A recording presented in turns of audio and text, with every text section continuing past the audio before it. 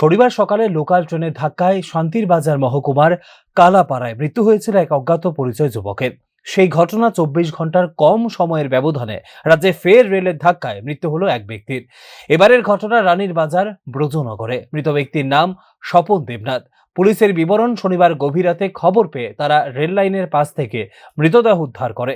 প্রাথমিক ধারণা, রেল লাইনের পাশ দিয়ে চলার সময় দূরপাল্লার কোনো রেলের ধাক্কায় লোকটির মৃত্যু হয়। জিআরপি থানার পুলিশ এই ঘটনার তদন্ত শুরু করেছে।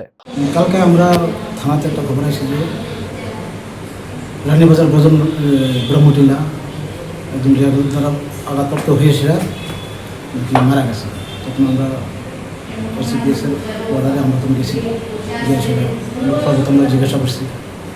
আশেপাশে লোকটুক জিজ্ঞাসা করার পরে জানতে পারছি যে 1-1.5 মাস আগে হ্যার ছেলে মারা গেছে, ট্রেনে আঘাতপ্রাপ্ত হয়েছে, হ্যার ছেলে মারা গেছে।